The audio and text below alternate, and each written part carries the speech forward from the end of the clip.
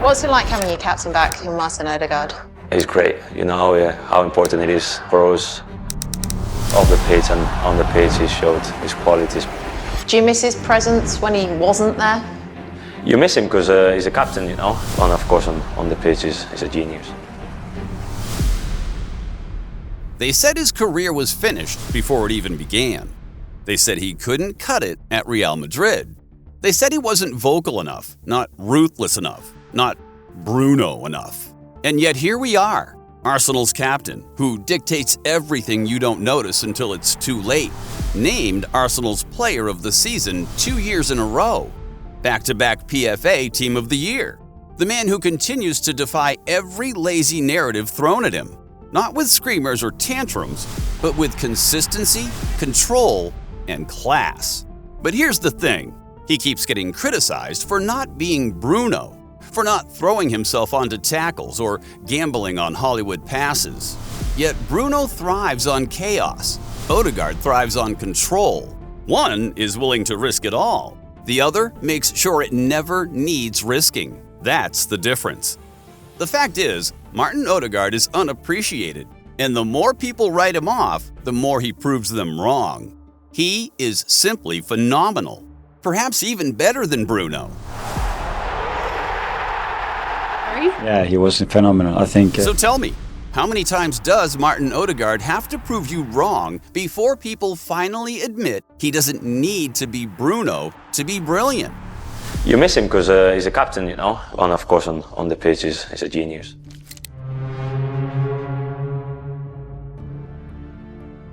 Martin Ødegaard is supposed to be Arsenal's leader, their captain, their conductor. Yet if you scroll through X or listen to the so-called experts, the same criticisms echo like a broken record. He's overrated. He disappears in big games. He doesn't thread enough killer passes. He's too quiet to be a captain. And doesn't that sound familiar? We've heard this before. Ozil was too lazy. Xhaka too reckless. Fabregas too lightweight. Arsenal's midfield generals are always judged by the wrong measuring stick. Ødegaard has become the latest victim of football's laziest narrative. If you don't look like Bruno or De Bruyne, then you're not good enough. But here's the truth you overlook. Martin Ødegaard isn't failing to meet those expectations. He was never trying to. He's not Bruno, a chaotic player who lives for Hollywood balls and reckless gambles. He's a conductor, a stabilizer, a player whose brilliance hides in plain sight. If you think he's invisible, maybe it's because you're watching him through the Bruno lens, and yet the criticisms keep getting worse. His form dipped last season, blamed on injuries, fatigue, and even the birth of his first child. He doesn't play enough through balls, as if control and precision somehow count for less than roulette passes. He disappears on the biggest nights, despite stats proving he creates just as many chances against top opposition as mid-table sides. And he damn well nets those opportunities. He's not vocal enough to be captain, because he doesn't scream into cameras like a Sunday League center back. It's a mumbo-jumbo of half-baked truths that miss the entire point of who Ødegaard is. And the longer this narrative lingers, the more people mistake his subtlety for weakness, his control for caution, and his leadership for silence. The question isn't why is Ødegaard overrated? The real question is, what if everyone else is watching him wrong?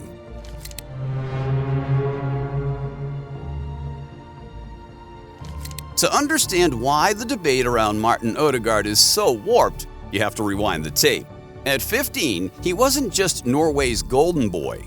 He was Europe's chosen one. The youngest debutant in La Liga, plucked by Real Madrid as if football itself had written him into destiny. But destiny is cruel. At Madrid, he became a ghost in the Galactico machine. Too young, too raw, too expendable. Loan spells to Heerenveen, Vitesse, and eventually Real Sociedad painted him as yesterday's promise, not tomorrow's star.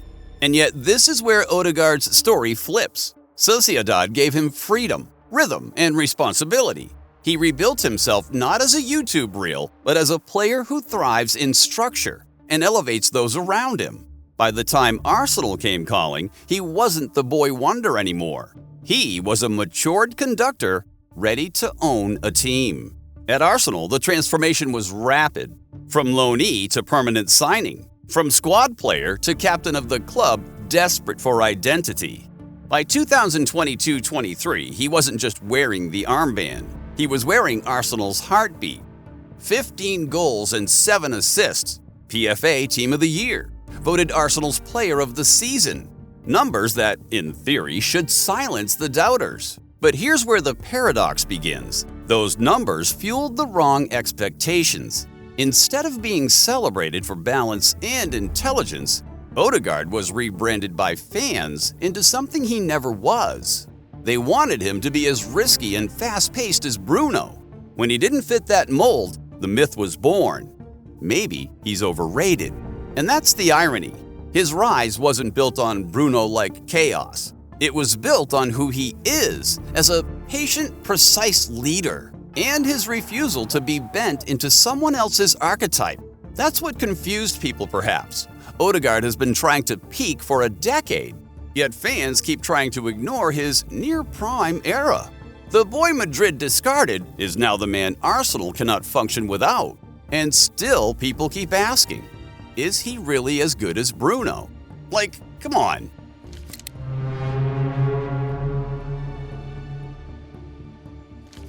The comparison to Bruno Fernandes comes up constantly, but it's based on surface-level stats, not substance. Bruno is chaos, a volume passer, a gambler. He thrives in volatility. He'll attempt 10 risky balls in search of that one killer assist. Now, when it works, it's spectacular. When it doesn't, it can break his team's rhythm. Ødegaard is the opposite. He doesn't force the game. He shapes it. He brings control, structure, and tempo to every phase. Where Bruno plays with fireworks, Ødegaard plays with a conductor's baton. And the numbers don't lie.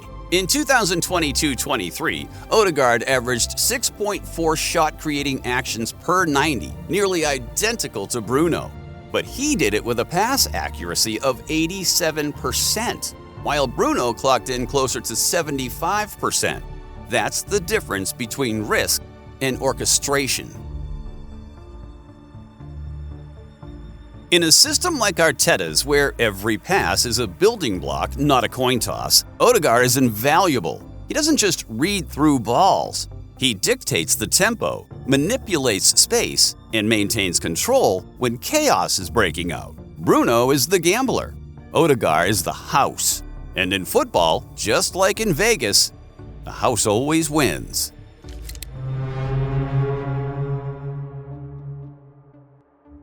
If you only listened to the noise, you'd think Martin Ødegaard had been riding on hype. Fans have built a pile of criticisms that sound convincing until you scratch beneath the surface. So what are the misconceptions exactly? The first myth? He's in decline. Some say Ødegaard's form last season proved he was slowing down. Fewer sharp passes, less impact around the box, touches that felt heavier. They called it stagnation, but the reality is far more human. He was carrying a shoulder injury, running on empty, and navigating the huge life shift of becoming a father. And now, Arsenal's just confirmed he's been playing with a medial ligament injury to his left knee, the same one that forced him off against West Ham. Through it all, Ødegaard hasn't made excuses. He's just kept showing up. Critics ignore the context, demanding robotic perfection every week, as if resilience under pressure somehow makes him less of a player, not more. Myth number 2, he doesn't play enough through balls. Okay, so this one's almost amusing. People compare him to Ozil's magic passes or Fabregas's risky through balls and say Ødegaard plays it too safe, but that's missing the point. He's not gambling, he's building. His job isn't one flashy ball. It's the 15 touches before it that open space for someone else. That's why his teammates trust him to control Arsenal's rhythm in the tightest parts of the pitch. Myth number 3, he goes missing in big games. This is one of the laziest criticisms Ødegaard gets, that he somehow disappears when it matters most. But what people really mean by big game are high-profile, high-stakes matches. Champions League knockouts, away days at Anfield, showdowns with Manchester City. It's true, Ødegaard hasn't yet had his Champions League quarterfinal moment, that single highlight goal or assist that everyone remembers. But that doesn't mean he's gone missing.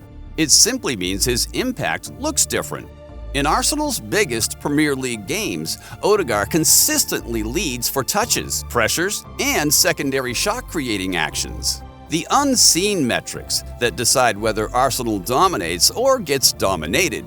Against City last season, he didn't score or assist, but he completed 90% of his passes in the final third and triggered more presses than any other Arsenal player.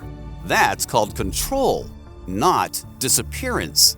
The problem isn't that Ødegaard vanishes, it's that fans expect him to play like Bruno or De Bruyne.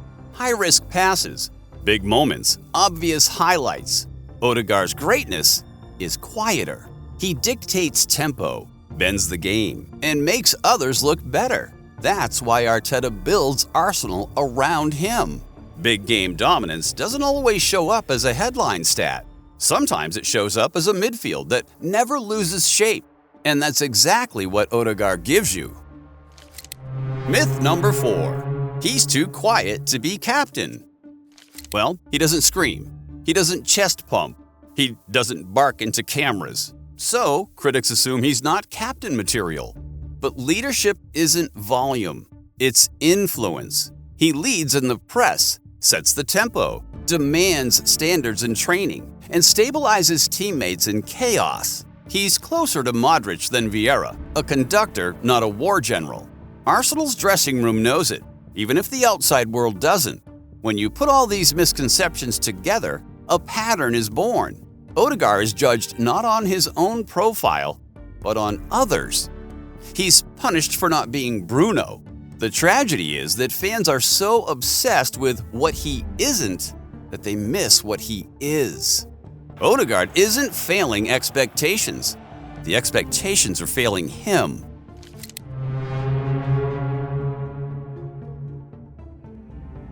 It's the oldest criticism in football. I didn't notice him.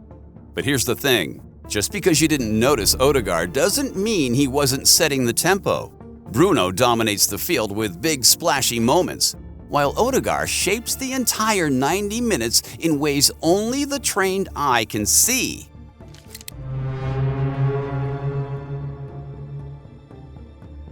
Fans love a goal or assist, but what about the ball before the assist? That disguised pass that unlocks the defense? The switch that tilts the pitch? The subtle wall pass that creates the lane? Ødegaard thrives here. You just have to start watching it closely and hard. He ranks among the highest in Europe for secondary shot-creating actions, the pre-assists that rarely go viral but win matches.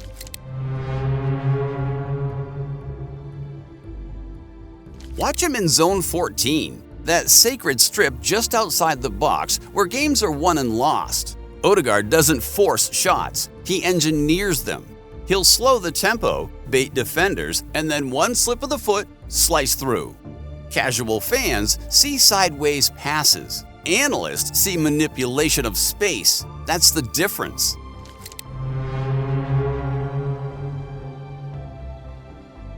Invisible? No. He's scanning while others are standing, always checking shoulders, twice, 3 times before receiving. That's why he looks so calm under pressure. He's already processed the map before the ball even arrives. It's football IQ at the highest level. The kind of unseen work that made players like Iniesta look untouchable.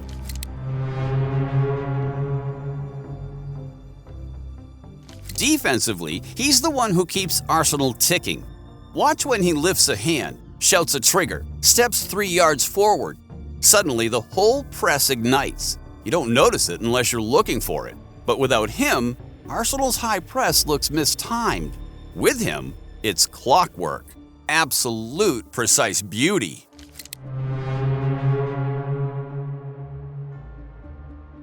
So no, Ødegaard is not invisible. He's misunderstood. Fans conditioned by highlight reels will never rate the player who turns a messy midfield into a symphony. But ask his teammates. Ask Arteta. Ask the analysts who pore over the tape. They'll all tell you the same thing. He is Arsenal's brain. And therein lies the paradox. Martin Ødegaard's greatness is hiding in plain sight. Not invisible, just too intelligent for the casual scroll.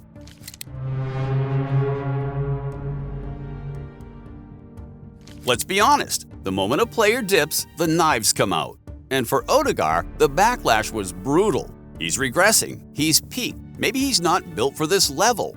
But what fans framed as decline was really a transition. He was carrying a shoulder injury, he was running on fatigue, and he was navigating life as a new father for the first time. That's not regression, that's being human. And yet instead of empathy, he got criticism. Every quiet game became proof that he'd lost his edge. But here's the truth. Ødegaard's game isn't collapsing, it's evolving. He's shifting from flashy numbers to full control, less about highlights and more about architecture. His deeper positioning, scanning, and tempo setting show a player slowly transforming into a modern regista, more Pirlo than Ozil. So no, it's not decline. It's adaptation, it's growth, and that quiet growth might be laying the foundation for the most complete version of Ødegaard we've ever seen.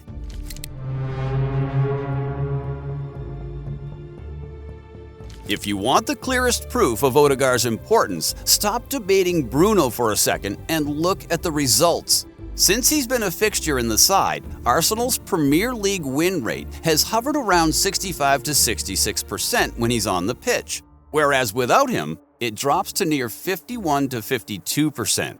That kind of swing doesn't come from luck. In 2022 and 23, he scored 15 goals, provided 7 assists, led the club in turnover to shot action, and became Arsenal's top chance creator. Those numbers, on top of that win differential, should silence doubts. But instead they spawn new myths. In 2023-24, he averaged 6.4 shot-creating actions per 90, putting him right up there with Bruno Fernandes, but with a far higher pass accuracy than Bruno ever imagined in the tightest areas. He doesn't gamble, he stacks probabilities. He's not pure number 10 or number 8. He's a hybrid craftsman, blending control and creativity in a way Bruno never can. So when someone says he doesn't do enough, remind them, Ødegaard doesn't just do things, he rejigs the entire framework of how Arsenal wins.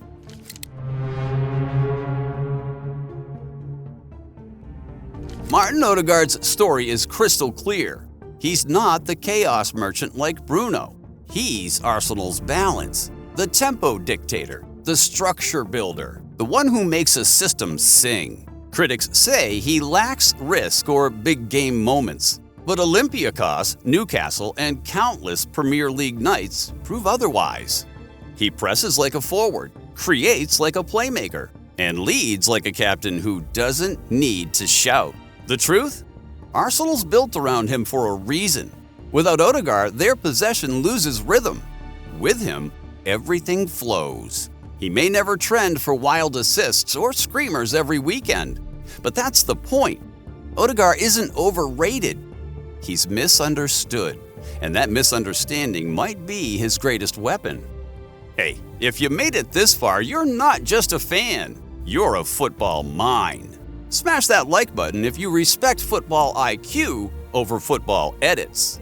Subscribe for more deep dive stories that cut through the noise, and let us know in the comments, do you think Ødegaard is better than Bruno?